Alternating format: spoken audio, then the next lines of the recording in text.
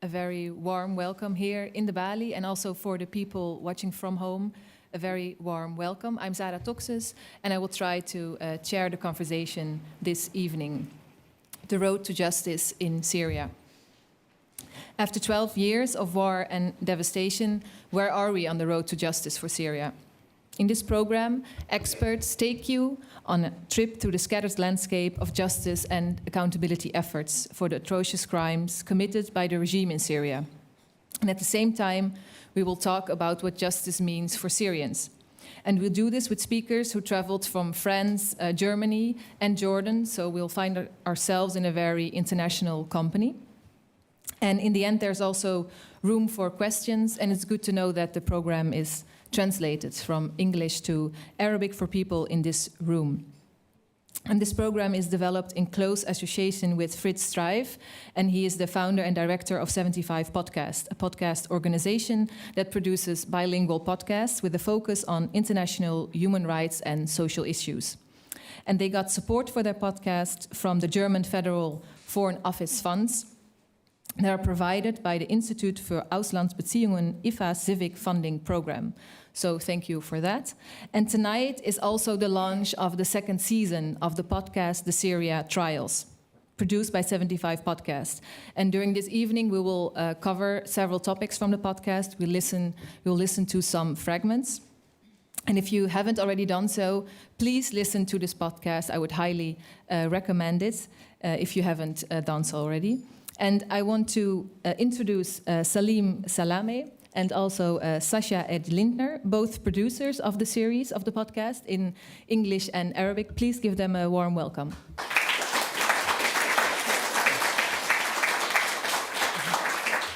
And let's listen first to a short fragment just to grasp a little bit of the atmosphere of the podcast, The Syria Trials. Hi, Fritz. Hi, Christina. How are you doing? I'm good. How has this season been for you? Has it shown you any new ways of thinking or? Actually, plenty. I've been thinking a lot about the fact that before the work on these series, I would think of justice as something that's not very tangible, that's very big. And that because it's not very tangible, seeking it or achieving it is an impossible matter, especially in the Syrian context. But listening to the witnesses, to the stories, to the testimonies, hearing about the cases that are being worked on at the moment and for the past years, about the efforts of different people who are in different parts of the world, still there, still present, still working hard. All of that has made me not only more informed, but also much more hopeful, actually. I'm happy to hear that from you, as a Syrian yourself and having grown up in Syria and looking at this from a different perspective than me as a lawyer working on these issues. Obviously, personally, I have to be hopeful. Otherwise, there's no sense in the work that I do. But I think we've also definitely heard that there's a sizable group that is frustrated and that isn't able to gain any new hope from these efforts going on.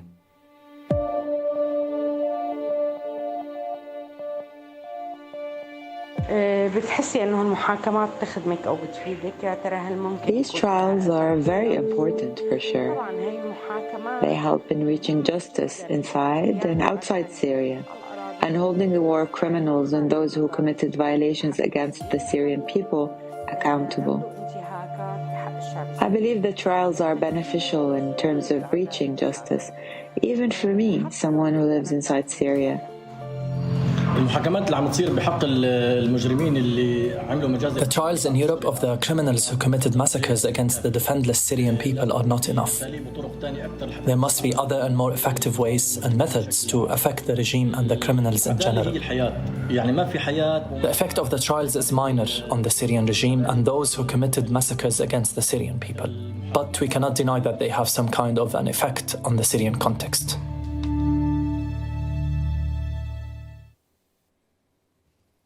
Welcome both again, and congratulations with the launch of the second season. Thank you. Salim, I want to start with you. Why did you and your team decide to produce this podcast? First, I'd like to start with talking a little bit about the context of the podcast, which we have been working on for 2 years now. And Also, before that, we produced a Branch 251 podcast, and the main focus of it was about international law and the road for justice. And what we have been witnessing for the past month, over a month actually, happening in Gaza. It's been really raising a lot of questions for me in regards to the law, international law and the justice. And I would just like to say that today I read something that makes me feel a little bit more hopeful towards action and not just words, is that Oxfam, Amnesty and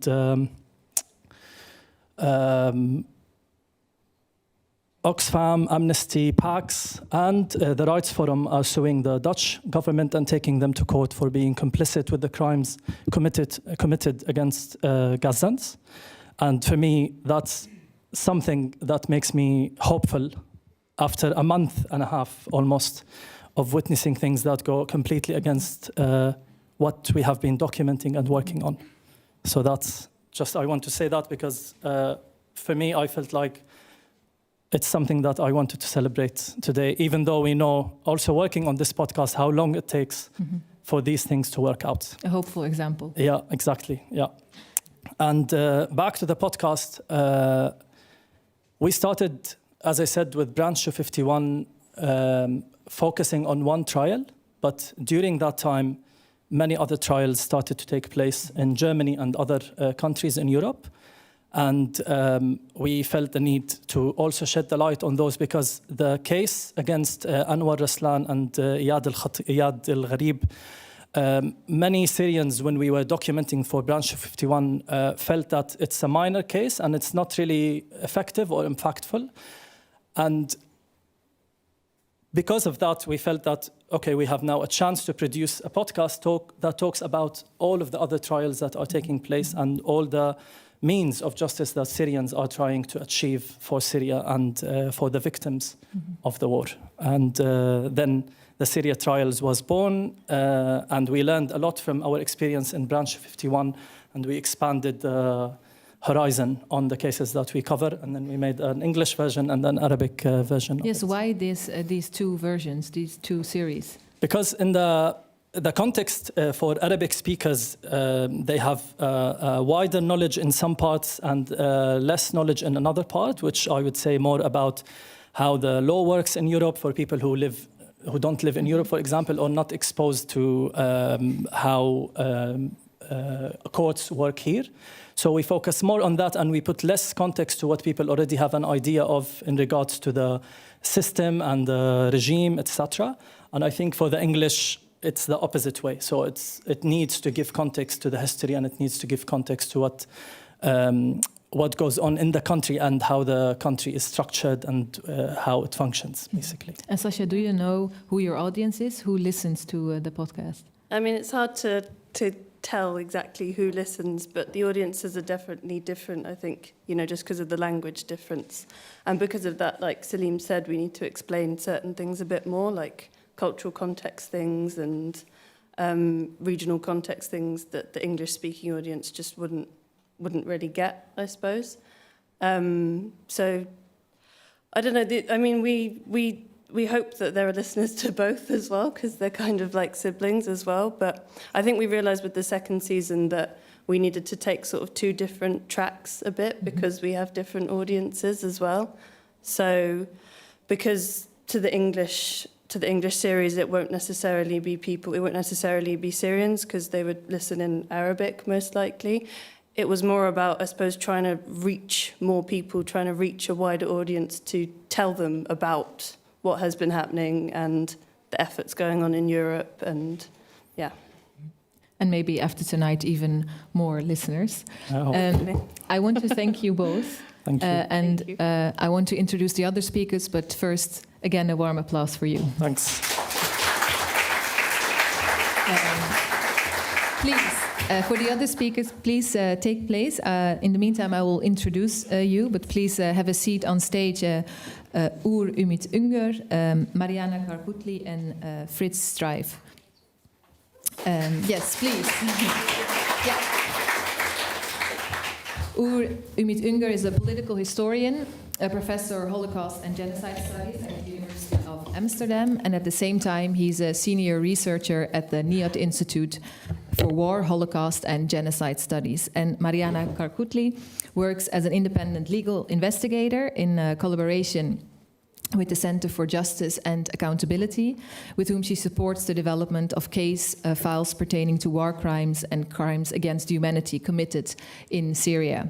And Fritz Strijf is an international criminal and human rights lawyer. He works on international crimes committed in Syria, along with partner organizations such as the Syria Center for Media and Freedom and Expression. And like I said before, he's the founder and director of 75 Podcast. A very warm welcome for you all. And these introductions do not always do people justice, but that's why I feel very blessed to have you here so we can talk further.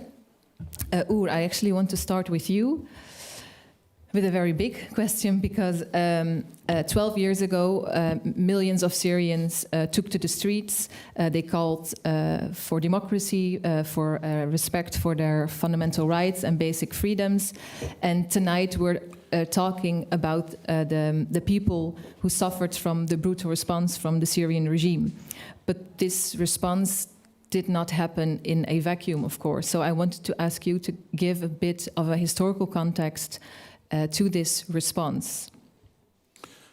Well, yeah, of course. The violence by the Syrian regime, by the Assad regime, did not begin in March 2011, of course. There's an entire generation of Syrian migrants to the Netherlands or to Europe, for example, who we call kind of veteran detainees. So these are mostly people by now in their 60s who were imprisoned, for example, in the 1980s or 1990s. And so there are probably, I would argue that there are three major kind of historic injustices that embed really the country in Syrian society. First of all, of course, in the kind of infrastructure of the country, there's a Syrian Arab Republic, even though there are a number of minorities, of course, who are not represented or not seen, such as Kurds, there are Syrians, or indeed also Palestinians in many ways. And then there are two major historic injustices that have continued since 2011. First of all, the kind of historical massacres. I think the Hama massacre is the most infamous one, February 1982. And the fact that the memory of the Hama massacre was repressed, zero justice for, let alone the victims, but the survivors and the families of the victims. And on the other hand, of course, something that I've been interested in for a long time is the prison system. So the vast, what we call Syrian gulag, really, the vast imprisonment, detention and torture, disappearance, mass execution system that's been in place really since 1970, this is over a half a century, which sustained mostly by the mukhabarat, so the Syrian intelligence agencies, but not only. And that in itself has been kind of a mass injustice generating machinery of violence, which also led actually to quite a bit of the kind of demonstrations and the causes for the demonstrations, because a lot of people who got involved in the beginning were former detainees themselves. So really those are the three major injustices that were in place well before the first bullets were fired in 2011. And you said zero justice happened actually in the past. Today we do see some efforts. Mariana, if we look at some of them, you have the so-called Al-Khatib trials in Germany, which started in 2020, which you followed closely. It's the first trial worldwide to try Syrian perpetrators who committed war crimes. And what makes this trial so important?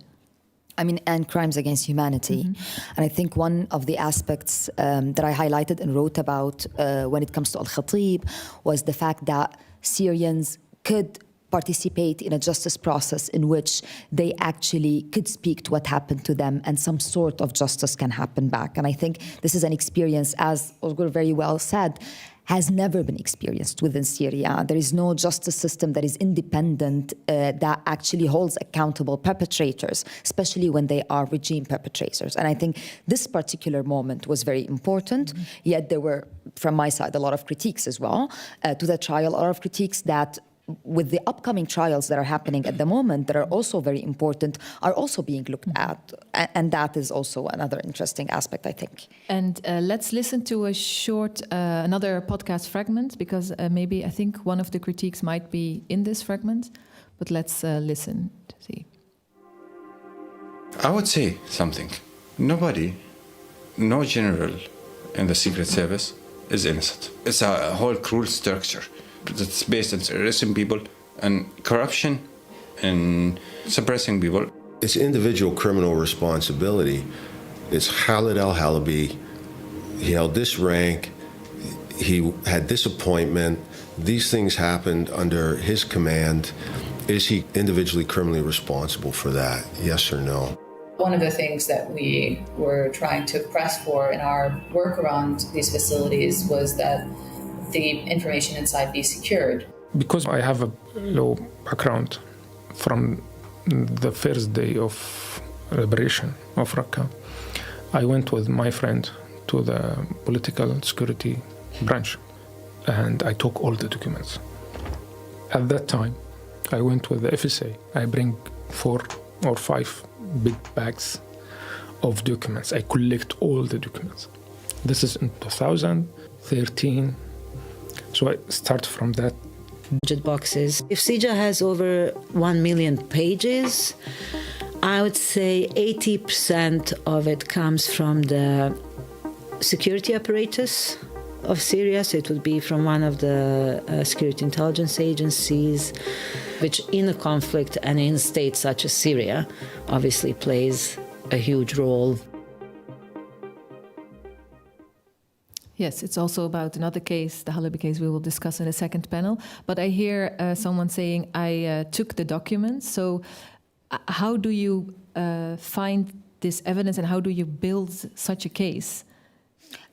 Talking about Al-Khatib specifically, which is a very specific case that is related to a detention facility, that is related to multiple crimes that were highlighted within the case, torture, sexual and gender-based violence, and extrajudicial killings and other kind of crimes. Because just for the audience, Al-Khatib was a security branch. And in the case itself, the crimes against humanity which happened there is discussed in the trial. Yes, and what's also discussed is that the Al-Khatib trial had 2 perpetrators, right? There was Anwar R. and Iyad A, who was the branch. So that's your question. The evidence at the time, and we have colleagues who actually worked on this case with us in the room, but the evidence at the time was collected primarily from witness testimonies, and that is the most important kind of evidence that you can collect because it speaks to what happened to people. People can actually talk about their experiences themselves. So it's not only good for the case, it's also good for them. They are participating immediately. There were also the Caesar photos that were also put forward as evidence as well in the trial. Those are, to those of you who don't know about them, those are photographs that a person called Caesar, calling himself Caesar, collected from security branches showing torture on people who were killed in detention facilities. And those were also handed in as a part of evidence to those who were killed in Al-Khatib trial, in addition to other kind of evidences. And those you started with saying it's very important, but you're also critical. So what's the one biggest lesson to be learned from these Al-Khatib trials, do you think? I mean, my critiques go of twofold. One of them is related to how the case was discussed in Germany in German and was not translated to Arabic, meaning that people who were basically direct victims, witnesses, or even Syrians, who this case is supposedly going to support their vision towards a justice in their country, cannot understand a word. And then when a claim was raised by different civil society organizations to the court, the translation was allowed only to journalists or accredited journalists, so not people who... So this is one of the critiques that I have, and other critiques that are related to the law itself when it comes to cases that are related to enforced disappearance that was not basically admitted by court because it's the intention of the person who gave information to the family of the enforceably disappeared person cannot be proven if the person intended not to inform the family about or not, and also sexual and gender-based violence cases that were not accepted by the court on the basis of accuracy of victims and survivors and their, from my perspective, psychological aspects of such crimes happening in people were not taken under consideration. Those are some of the critiques that I have, and I think that as a first case, using the universal jurisdiction, a tool that has not been used for a very long time, it makes sense to have those hurdles. And I think that at the time those are being reflected upon, there are some changes that we see happening in the German law to tackle these particularly sexual and gender-based violence. But yeah, those were mainly some of the critiques. And listening to this as an outsider, and also when I did some research to the Al-Khatib trials, I saw that, so the trial is in this small German town, Koblenz. So doesn't this a bit like downplay the importance? I mean, shouldn't such a big case be in like a special tribunal, or? I mean, it was practically because Yad A was next to Koblenz and Anwar R was in Berlin, and Berlin was too busy in terms of the courts to have the court there. So it was in Koblenz. And we had to travel 7 hours to get there. But I mean, honestly, seeing victims and survivors groups organizing themselves, organizing people around this case, advocacy around this case, Syrian civil society supporting in bringing light to this case, and through that to the fact that detention is still happening as we speak in Syria, and detainees are still in the country as we speak. The Syrian regime is still in power, was very a powerful message that was translated in one way or another, even if it was in Koblenz, that is so far away. Another example of justice efforts today, in April 2022, your research made a headline in The Guardian, and it said, "Massacre in Tadamon, how 2 academics hunted down a Syrian war criminal." And you and your colleague put a lot of effort in actually finding perpetrators, building proof, giving this to different courts in different countries. Do you see it as your task as an academic to do this? Isn't this something which like investigative desks, police officers should do? Ideally, yes, and ideally, no. This is not my task as an academic, to be honest, to build a case, prosecuting a guy. But we kind of involuntarily stumbled upon the material. The videos that show very clearly and blatantly the massacre of almost 300 clearly civilians. And the question is, what do you do then, right? So, and I'm interested in understanding the perpetrators, and they will be, of course, they will be prosecuted, and there's legal systems for that. But because I work in the field of genocide research or violence research, we are also interested in understanding the motives of the perpetrator. Like, why does this happen from the individual level of this particular guy, Amjad Yusuf, but also in a broader institutional level. Huh? So how does the Syrian mukhabarat function? Why do they pick these people out of checkpoints and execute them over pits? I think this. Cases, for example, in tribunals, the Rwanda or Yugoslavia tribunal, are useful to understanding the perpetrators, but also the other way around. If we understand the perpetrators better, that probably will also help in prosecution. And that first thing, that's really fundamentally our task, to try to understand it. And I hope that's what we did. One piece of the puzzle, of course, because there's a huge apparatus of perpetrators. There must be thousands of people walking around in the regime who are up to their neck in blood. And they will probably go scot-free in the coming decades. So. But you handed the proof to authorities in 3 countries, right? To prosecutors, public prosecutors. Yes, so we kind of had at least we suspected there was a kind of proprietary obligation to do that, because we felt that academics think they're very important, but they're not. So what we try to do here is actually to kind of hand it over to the authorities who actually can do something with it as well, not just to expose the truth, which is important. I mean, most Syrians that we interviewed, for example, in this research or on the prisons, we told them honestly, we're academics, we can't give you justice, but we can give you truth, or we do truth seeking, and that in itself was already a major motive for people to support us, or at least to grant us interviews, for example. So that was a contribution that hopefully was worth it. Fritz, human rights lawyer, you worked with the theme. You worked for almost 3 years on investigation concerning the use of chemical weapons in Syria, and you also researched highly placed officials. You submitted it also to prosecutors in different countries. If we're talking about justice and accountability efforts today, what makes a case a success? Like, what would you say is needed the most at the moment?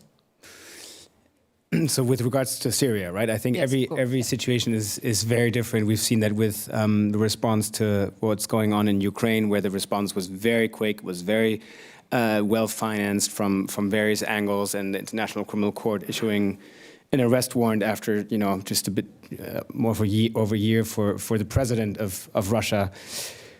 Which, if you compare that with what happened in the Syrian situation, of course, is highly saddening and frustrating, as it took nearly 10 years for the first criminal trial to start anywhere in the tiny German town of Koblenz. So that is something that we all always have to realize. Now, when you are faced with a situation where frustration is high and where political blockades are real, with Syria, they did try to use the United Nations Security Council to refer the case to the International Criminal Court. The Russians and the Chinese vetoed it. So many of the things that are possible in other situations weren't possible in the Syrian situation. So one thing that we picked up in the podcast is as well that while that is frustrating, highly frustrating, I cannot even imagine how it must be for the victims and their families, right? But there is this phenomenon that we've observed, and we've talked to guests on the podcast about, is that in that space of frustration, also creativity originates and comes about, because you're forced to.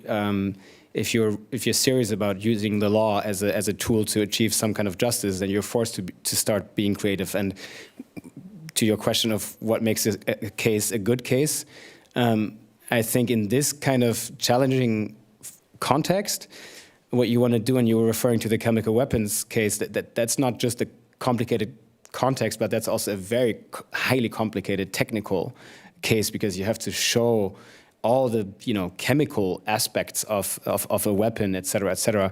What you want to do is you want to research the context, the facts, and the legal analysis to an extent where you feel like if you bring it to a prosecutor's office and they look at what you have, they can't really but decide to take this up and start their own investigation.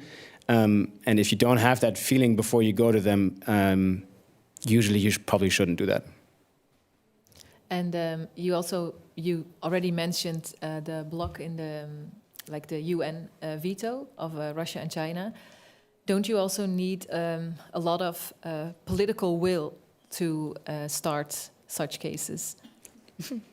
Of course. I mean... Yes, but at the same time, I think the judicial and the political should be separated, but right? But that's what Salim just mentioned when he was doing his contribution, right? We see crimes being committed as we speak today in Gaza. We see siege, we see collective punishment, we see targeting of civilians, and we see numerous amount of cases, and there is no political will whatsoever, let alone not to prosecute these kinds of crimes, but not to stop them. And I think that this is a reality that we as Syrians have been aware of from the beginning on when it came to the universal jurisdiction. We knew that Syria, as a political weight to these European countries, at the moment does not hold a high political weight. And how do you deal with this? Do you, for example, lobby? Or do you talk with politicians? But that's the thing. When it comes to the usage of the universal jurisdiction at the moment, it's there for Syria. They are mostly European prosecution authorities, war crime units, are very much interested, in keeping their country safe, which aligns with what we as Syrians also want. We want to live in these countries in a safe way, but also it aligns with what we want on a longer term, which is basically justice and accountability on crimes committed by Syrian perpetrators. But the problem starts when they start thinking about renormalizing with Assad, inviting him to climate-related conferences, and acting with him as if he's not a war criminal. That's where the problem starts. Or deporting Syrians to a country where a war criminal is ruling, for example. And I think this is where a lot of activists, a lot of Syrian activists are using the opportunity of these cases and the results of these cases to say, no, you cannot deport us back. This is what's happening. You need to work on relocating witnesses and victims of neighboring countries who can be an asset to the cases being built in Europe, because they deserve to be a part of those cases as well. Or otherwise, there's a victims hierarchy created, and so on and so forth. And that's all a political lobbying level that does not work all the time. The ICC was also asked, that's very well said, a part of this political lobbying, but then China and Russia will not stop vetoing every time the argument comes of us being able to go within the ICC, and we will still be dependent on the usage of UJ that can go like this in a second. Or do you recognize this also, how European countries deal with the Assad regime? I mean, we see, I was talking about that right before the panel, that, I mean, a number of intelligence agencies, for example, this is an interesting kind of domain in itself. A number of intelligence agencies of European countries, for example, have laid contact, sometimes even admitted to having laid contact with some of these torture bosses in Syria, right? So take a kind of seasoned criminal like Ali Mamlouk, for example, who was one of the most powerful men in the Middle East, arguably, and responsible head of the Syrian secret service, long-term head of various intelligence agencies who lords over this archipelago of torture. There's very, very strong indications that the man traveled to Italy to meet with his Italian counterparts, for example. Right? And as soon as he lands, he's not arrested and charged with the crimes that he's responsible for, but he's asked questions about how do you think we should combat ISIS in Europe. So there's a serious problem there, and of course, in European countries, there's a temptation actually to work with these people to see them as assets, or like the Halabi case, see them as assets. Based in Europe, so not in neighboring countries, where also a very different perspective might come up. So, but what I'm going to say now maybe talks to that more, which is basically this kind of narratives, as we were witnessing in Koblenz and in Muwaffaq al-Di case in Berlin that was happening recently against a war criminal who committed crimes in Yarmouk, Palestinian camp, against the Palestinian community that was, or against also the wider community that was besieged at the time, is that these kind of narratives shape themselves outside the courtrooms, where Syrians actually can sit and talk about what happens, and then archive, and then produce narrative of what happened, a narrative that the court cannot produce without an evidence that is lacking after years and years of the violation being committed, and also in being geographically not accessible as areas in which you actually need the evidence from. So I think this is what I meant by the sentence that I wrote. The court itself, the court ruling itself, does not produce a full-fledged narrative, in addition to all of the hurdles I've mentioned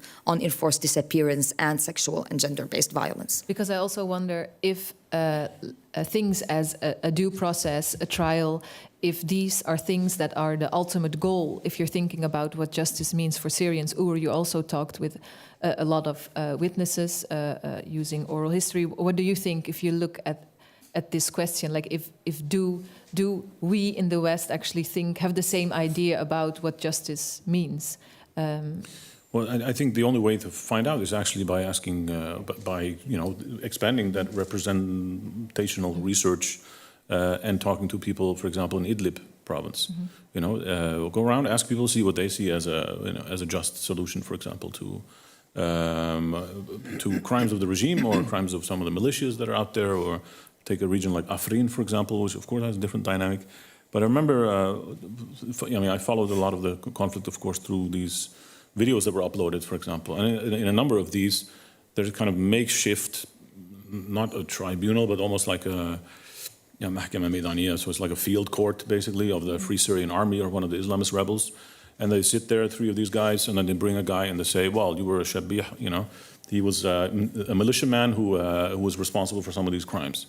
And then they bring in a few witnesses. Yeah, this was the guy who committed those crimes, and they take him to the side, and they execute the guy. upon wild consent of the population who's around there. So, and of course, we're not advocating here for summary justice, but it's important to look at what are kind of widespread opinions about justice, since we have to let the subaltern speak. No, the Syrian opinions matter. And that's not only in the court in Koblenz, it's also on the ground in the villages in Idlib, for example. What do these people think that is a just solution to these crimes? What are your thoughts on this, Fritz? I have many.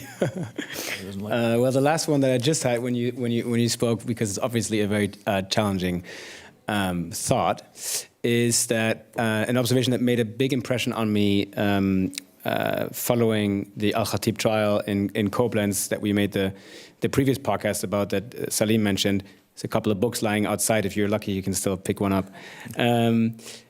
Was that when we went to the day of the reading out of the judgment by the court, which was the first and only day where the court actually made the Arabic translation available to the public gallery. You need to... kind of cases we're looking at. How are we trying to collect our evidence without harming the community, but also working together with the community of victims and survivors with their meaningful participation within the whole process, through that transforming the way that these crimes are looked at, and through that looking towards a future in a post-war-torn country in which these crimes are not repeated again. And I think the process is the question to me, and not how many cases and how many perpetrators are behind in jails. This is my perspective to that. So, yeah. Thanks a lot, all of you. Please give them a warm applause.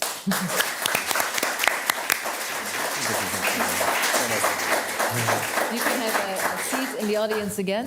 And I want to ask Lubna Al-Kanawati to come on stage and let me introduce you.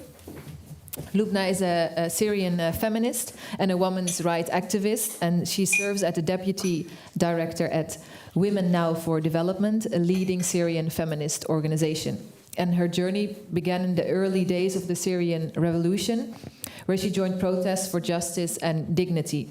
And we asked her to take us with her on her personal journey to fight for justice and accountability. And we also asked her to tell a bit on what she expects from the international community. So give her a warm welcome again. Thank you, Zara. Can you hear me? Thank you, Zara. I want to give one sentence in Arabic. Because there's some colleague watching me.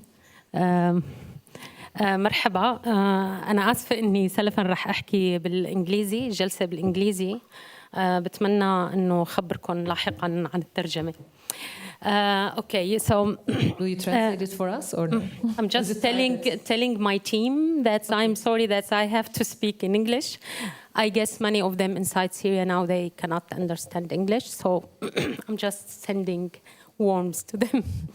So I was prepared myself for something diplomatic to talk about, because now, unfortunately, the freedom of speech become questionable in Europe. I never imagined that I will say this here, but unfortunately, so I decided that maybe it's better if I try to take you all with me in a trip inside my memory and make a projection about 10 years memories that I have when I was in Eastern Ghouta, and make you live for 10 minutes with me in Siege, and just to see how it's feel. So would you please, this is photo, anyone recognize this photo? The city in the photo? Just you can, okay. I will tell you at the end which city this photo. I lived in such cities in the rebels for almost 3 years. I want to ask you to close your eyes if you are not disturbed about closing your eyes. And I want you to imagine with me that we are in March 2014. It's very cold. It's winter. And I'm very, very hungry because the siege started since October, and we probably have enough food. So, but I have a big day. It's the exhibition of the courses, the end of the courses of vocational training, and I have to walk almost 4 kilometers. Maybe 4 kilometers seems very easy if you are going on a walk, but it's very long when you are exhausted and hungry. I barely can feel my toes. It's very, very windy and rain outside, and the soil roads are muddy, and I have to walk also with a road are observed by a sniper. Of course, I'm walking because there's no fuel, and we don't have also electricity. I don't have internet connection, so I cannot listen to music while I'm walking. I can listen to the bombardment by the regime, and also I can listen to the sniper's shot. So I have to go. We promise the women that we will open the center that is in the basement, so they can come and see each other and see the product. I was walking very fast, and I was cursing all the way. I should be crazy. Why I'm doing this? I arrived almost 10 or 11, I cannot remember. Then everything is really gray. There's no sun. It's very, very bad weather. I opened the center. It was in the basement with very small windows, and there are barely light inside because we don't also have food or generator. 2014, this winter was from the harshest winter have ever been on Estranguta. It was very, very tough one. So please open your eyes. I was standing alone in the basement, looking to the product on the walls. We put just a white textile, and we hang the clothes that the women made. And I was looking from the stairs and telling myself, women must be crazy if they come today. It's very risky and dangerous, and I don't know what will make them come. After almost half an hour, almost 200 women was in the basement. They were laughing and telling story and see the product and as nothing outside. That moment in 2014, unfortunately, didn't last because all the people I'm talking about forcibly displaced in 2018. Displaced by a truth, they call it, conciliation agreement, they call it, between the Russian and the armed group, Jaish al-Islam mainly, and the other, of course, in the different sector. And the civilians, unfortunately, had to leave their land to Idlib. So today, after 10 years from that moment, unfortunately, women still facing same fate in Idlib. They are still facing same very difficult, unfair condition in different places, in Gaza, in Sudan, also in northwest and northeast of Syria, and so many places. So I'm here today because at that moment from 10 years ago, I know that I want to talk about women's rights. I want to talk about this. This is something for me. It's public and personal. I want to talk because I want justice, and I want my right, and I want those women's rights too. I want to feel equal now and then, And I want those women also to feel equal. And every space I have, I want to talk also about those stories to make them alive and not forgotten, because unfortunately we are getting all our spaces shrinking more and more.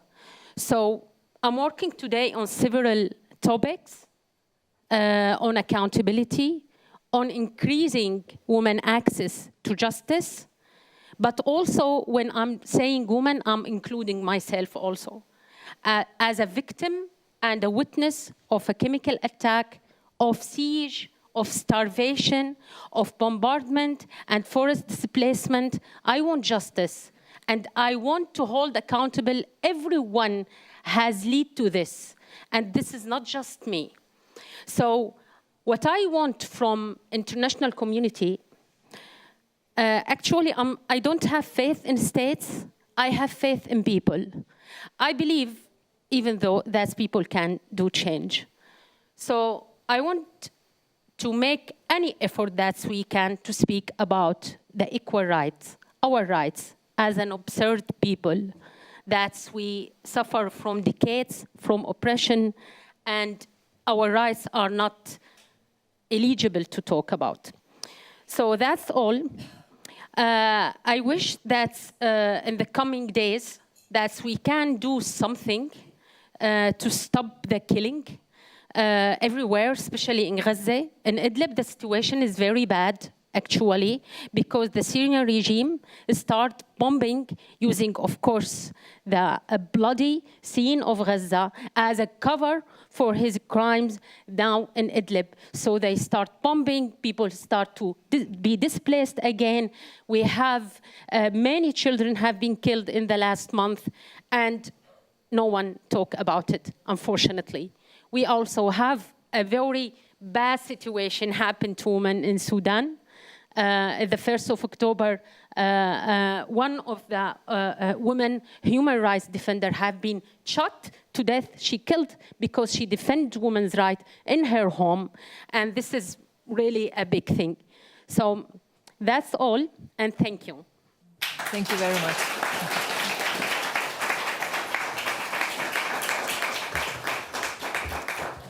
Thank you very much, Lubna. I want to ask the other speakers to take a seat next to me. Christina. About the picture? Yes, of course, yes. But please speak in the mic. Yes, we forgot. Sorry. This is the city of Harasta. You cannot recognize it because you cannot recognize cities when they are destroyed. I lived between this rubble for almost 2 years. There are people there, actually. There were a lot of people there, and we live in a very bad condition, but because we don't have any place else to go, and because there's our homes, we cannot just leave our homes. So I hope we get back soon. Yeah. Thank you.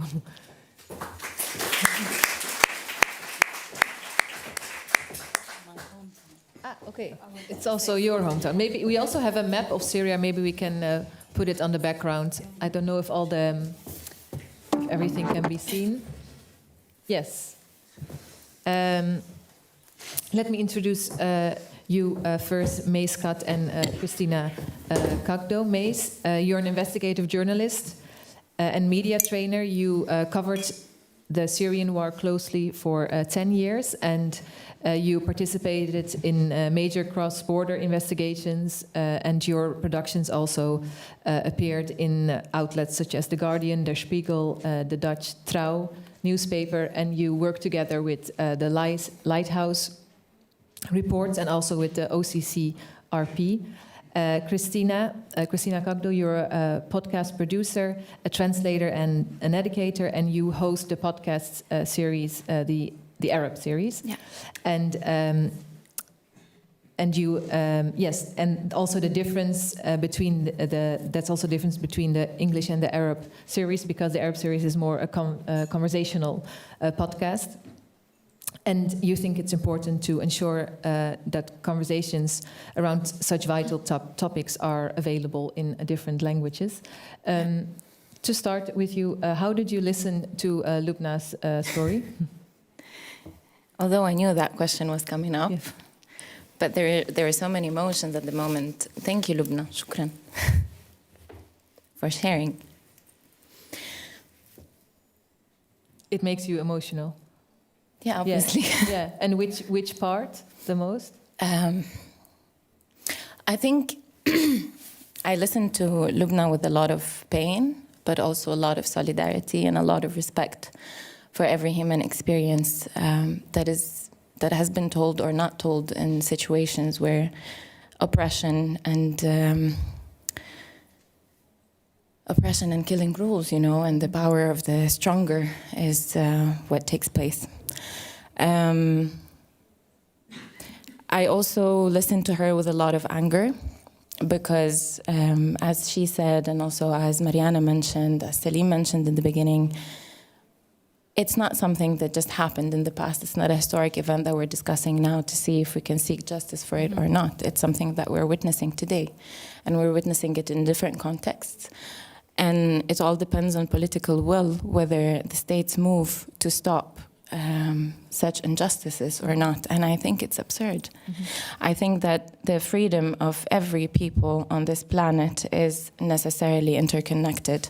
Our freedoms and our path towards justice are necessarily intertwined. And as long as we do not see justice from an intersectional lens, from an intersectional perspective, as long as we do not understand that what we need to seek is what I can call maybe justice in its essence, that's centered around human experiences, that's centered around our right to life, to love, to connection, to justice.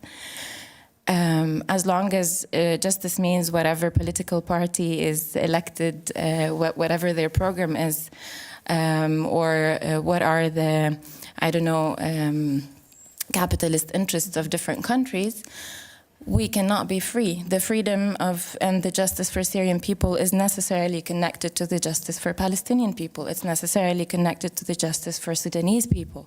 It's necessarily connected to the justice for Ukrainian people, for our right to our lands and our freedom and our self-determination. And it just makes me angry that we're not there yet as a humanity after, 2023 years, where we have nanotechnologies. We're sending spaceships to the universe to explore potential life elsewhere, and we're not able to stop killing, besiegement, starvation of human. Come on, So it makes me angry. It makes me emotional, obviously, and I think that we need to talk about these things in a way that is true to the facts that we're seeing, either historic or present facts, without allowing the patriarchal systems, the capitalist systems that are ruling us to manipulate and gaslight us from looking away from these things or not calling things by their name. So that's how I listened to her. I don't know if I answered your question, but...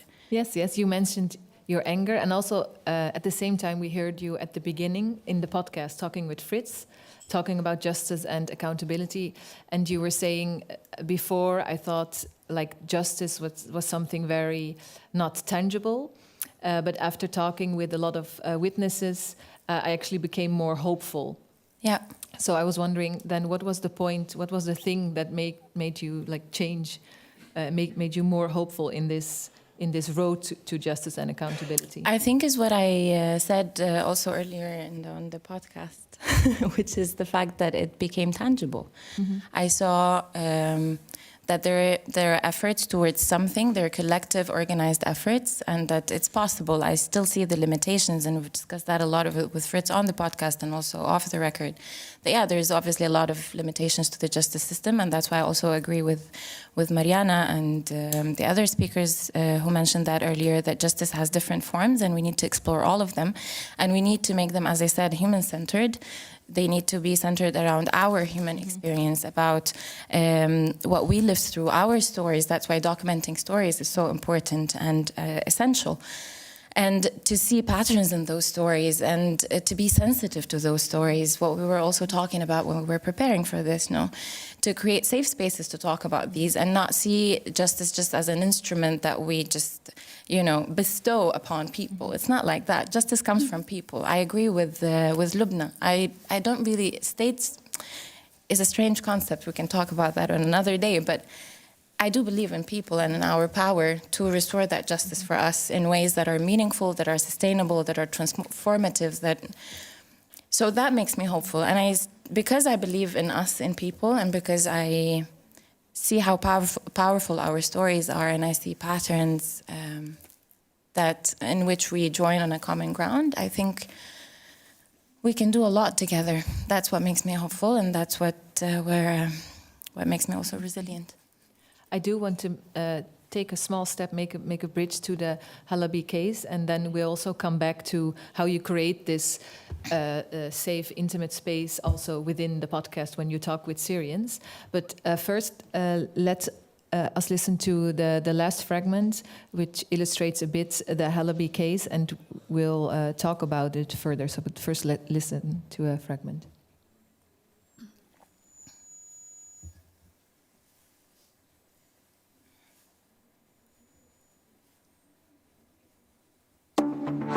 Well, the case in most respects has been a debacle, unlike anything, frankly, I've seen in my career. And I'm in my 27th year now in the field of war crimes. This podcast will set out the parameters of the situation, no doubt. But effectively, the highest ranking perpetrator, who's also a very, very serious perpetrator, who has made it to the West, remains at large in a European Union member state. By 2014, we were already building a case, a legal brief, and of course his name even came out at that time because Halabi had such high-ranking position as the head of the General Intelligence Department branch in Raqqa. There were punishments and torture every day. They would interrogate me, demanding to know who participated in the protest, who were you coordinating with? Of course, he's a very important figure that knows a lot about this structure.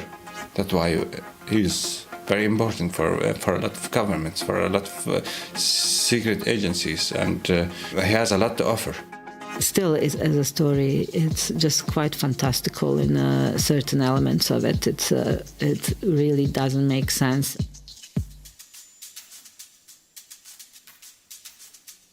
Yes, Mace, this General Brigadier Halabi, he's also the protagonist in the second season of the Syria Trials podcast. Yes. So what makes him so important that, you discuss him the second season of the podcast? Yeah, I just want to mention something about the picture that Lubna showed us that I think... Yeah, maybe nobody recognized the picture, but I recognize it because I grew up in this little city, and it's called Harissa, and I recognize it because of the water container in the big one in the picture that was really close to my high school, and also to Lubna's high school. We were in the same high school, but we didn't know each other at that time. So. The thing that it really blinked in my mind that if you grow up in a city, you will recognize it even it's destroyed. And that's why also it's the same for justice, for cases, for war. When you are like a child of a war, then it means something for you in a totally different way. And also, when she said this story, when she talked about this herself in 2014, I think, I remember myself also, it makes like when I close my eyes, I remember myself 20 years before that time. That was the first year that I visited my father after him being in a jail for years without knowing if he's alive or not. That also, for me, getting me back to the fact that these people, they've been doing this to us for years and years. It was not only during the revolution, but also before. And going back to Halabi, I can also say that he's very important only because he's in Europe. He's a high-ranking person. There's so many people like him, so many other criminals. They stay inside Syria or in other countries, but he is the most important person that he's living in Europe. And this is, for me and for many people that we interviewed for this podcast, something really, really important and not acceptable. So he's responsible on torturing people, killing people under torture, arresting people, and he committed like war crimes himself. And I think it's not acceptable at all for him personally, but also professionally, to stay in Europe safely, living in his apartment, drinking coffee, on his balcony every day. Yeah. Fritz, human rights lawyer, why isn't he arrested yet? Listen to the podcast. So, just connecting to what Mace just said, I don't know if you can go back to the slide which had our small logos of the podcast. You'll see there's a little design in there that is a puzzle piece, and the reason that we chose that as the logo is that all of these different cases that we discussed in the first season and that we discussed in now zooming in on the Halabi case in the second season, they are all little pieces of a puzzle that we're trying to put together to create a bigger picture that people can look at and can actually understand, because it is I think we all by now have the feeling that this is a very difficult thing to grasp, this whole Syria justice and accountability field. Halabi's case is one of those puzzle pieces. It may be a bit more of an exciting one and of an extraordinary one, but really the importance of it is that it is one of the pieces that need to be put into the larger picture to make the overall view on things a bit more clear. That's the larger picture, but from also connecting to what Christina said, what I have understood in my work as a human rights lawyer, now also working with the Nuhanovic Foundation here in Amsterdam, and through the podcast work, is when you talk to people, and this is, I think, becoming a theme for tonight, when you talk to individual people, you realize why these cases are important. When you talk to individual people that have suffered from this man's actions or inactions as the head of the security branch in Raqqa, you realize for this very person in her life reality, the fact that this person is running around still free is unbearable, like Mace was saying. Now, to answer your question finally, the whole story starts with him fleeing Syria as his city Raqqa was falling from regime control to the rebels and then to ISIS, and he fled and he came into Europe, helped most likely by the French intelligence services, and he thought that maybe he's of value enough as a source to get political asylum, but luckily French rule of law seemed to be intact, and they started investigating his biography and realized that accusations against him were quite serious. He was then funneled out of the country, reportedly to another European Union state, Austria, where another intelligence service, the Austrians, together with reportedly the Israeli Foreign Intelligence Service, the Mossad, started protecting him. Practically, concretely, what happened was that even though evidence was presented by civil society organizations to the Austrian justice authorities that this most high-ranking former Syrian official was in their country, that he was shielded by domestic intelligence services. But in the podcast fragment, also a voice says because he has a lot to offer to these secret agencies. Yeah. What does he has to offer to them? So this is again where the whole context becomes so important, right? You have to look at the time that he fled Syria, that he fled Raqqa, which was in 2013, and it was 10 years ago when the world was pretty convinced that Assad would fall at some point sooner or later, and that there would be a need for individuals that could run a new Syria, right? And as historical examples have shown, most known one, probably Nazi Germany, after a dictatorial, horrible regime falls, you need people to run the new state, as a lot of Nazis remained in high positions in post-war Germany. They were also looking at, okay, who has a biography that we could likely kind of sell to the public to run this place, right? That's just one very obvious way that he could have been used. Well, Assad hasn't fallen, and apparently maybe he gave enough info or was of a value enough for them to still hold their hand over him. But another reason that he hasn't been arrested yet is that the Austrian law wasn't well fit to prosecute him. They changed that in the meantime, and long story short, it's been highly frustrating for those involved, and especially for the victims. Going back to the Arab series of the podcast, the more conversational podcast, where you talk with Syrians about what justice priorities are most pressing to them, and May's already highlighted that this Halabi case is important, but I think we also talked before, there are also a lot of other topics which are very important for Syrians if you talk about seeking for justice and accountability. Can you name a couple of these? Yes, I will. Before that, I would like just to explain very shortly the format of the Arabic podcast, so we're all on the same page in case anybody would like to listen to it in Arabic.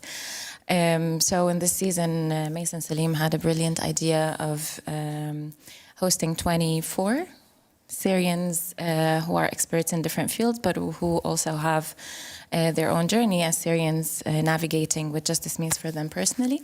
So we had 3 trilogies. In each of them, we discussed a main topic from different angles. So we discussed normalization, we discussed crimes like what we call the non-human crimes committed against the environment, property, etc.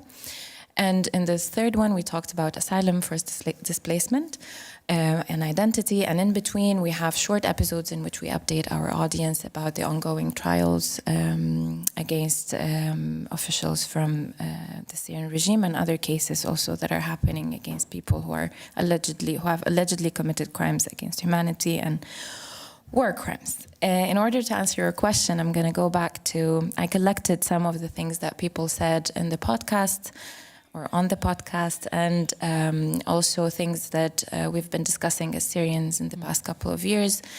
And I was preparing to talk tonight in Arabic, so I made my notes in Arabic. I would like to ask you to be patient with me as I'm translating them on the go, and I hope to be as accurate as possible.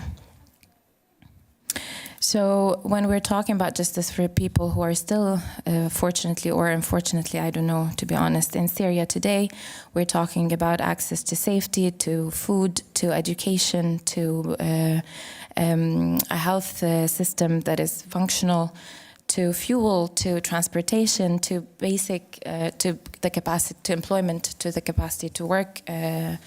So basic human needs.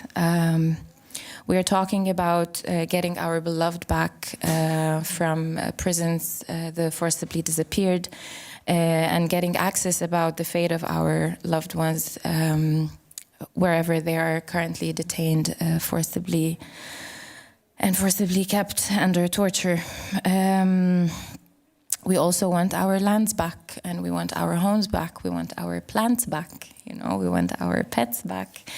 We want our picture albums, as someone said, back, be it in a literal or in a, symbolic way. And we want the stealing of people's land and property to stop, and the demographic changes happening in Syria to stop as well. We want to see Bashar al-Assad on trial for crimes against humanity and war crimes that he has committed together with his regime and all the people and the different entities that has been ruled by him directly. We want all the parties that committed war crimes and crimes against humanity in Syria to acknowledge that. And when I say we, I don't claim here to speak for the Syrian people. I'm just sharing again what we heard in the conversations. And maybe just how did you create an environment for these people to? Yeah, just can I finish? There are just a couple more. Yeah. Our capacity to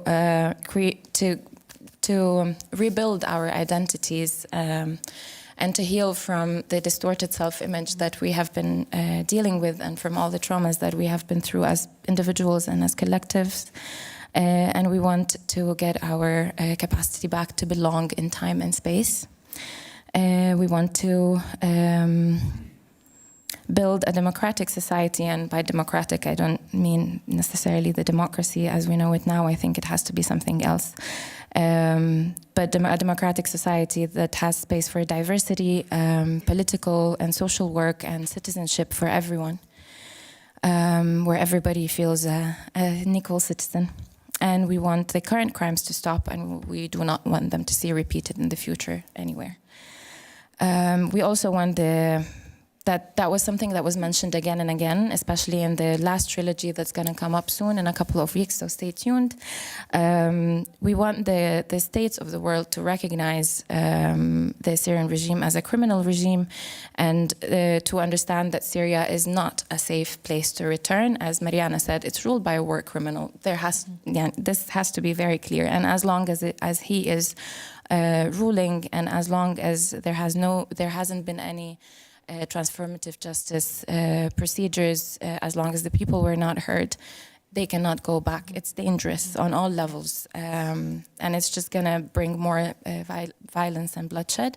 And there are also people who say there will be no justice because they cannot get their beloved back because they're dead, and for them justice isn't a concept at all to grasp, you know. And the safe environment that you talked about, I don't know. Look, I think, as we said multiple times tonight, if we're seeking justice, we need to ask for whom. Well, I think we're seeking it for humans, and as long as we're seeking it for humans, it means that we need to be sensitive to our experiences. We need to be able to really listen, and we need to be able to create a space where we're not only professionals and amazing experts who can analyze the situation, but also feel free and safe enough to say how we feel about things. And not only in a fluffy way where you talk about your feelings and then you take a couple of deep breaths and do some meditation. No, like in a real way that's maybe painful, but also that connects us and that creates a common ground for understanding. And from there, we can start talking about other things, I think. And that was something that we wanted to create. And initially, the idea was, you know, we have this concept of subhiyya.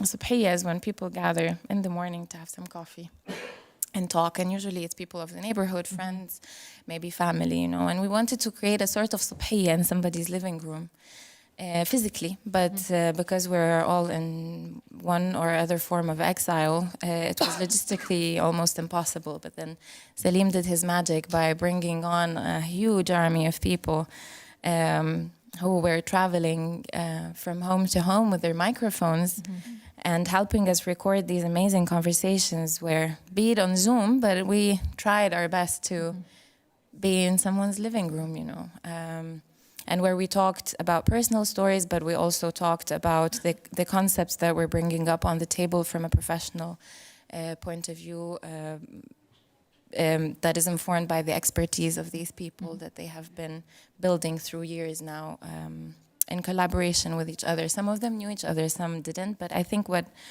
was really amazing is that it felt like not we as a team, but like all the people who were part of this, who gave us their time and energy, and also who were willing, which is I think very important, to reshare once and again and once and again very painful stories that are very difficult. You know, what Lubna did today. and what many do every day is very painful. And that is important to understand. These are not stories on display that we can just cheaply access, you know. We need to respect these stories. And that's also something that we wanted to make sure we had in that collective space. So I guess that would be it. Listening to this, the trials actually seem like a very small dot in a puzzle where people really need more. How to continue such conversations where this podcast is only an example, but maybe you would want this on a very much larger scale? Yeah, let me say that as a journalist, maybe. And what media does usually is like connecting the puzzle that you mentioned before between like professionals, lawyers, and political activists and the people themselves. That's why we're really keen to tell stories. And then like we have like some of our colleagues, friends like Diana, for example, she shared her personal story. She's an expert in her field, but also she has her personal story. And we try to merge, you know, both personal and professional sides in this podcast, and also in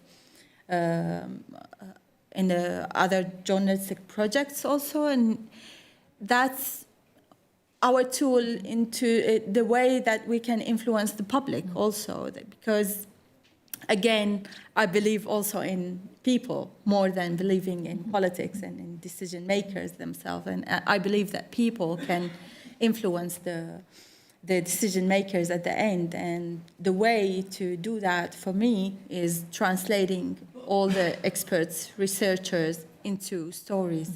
Yeah. We have to close off now here.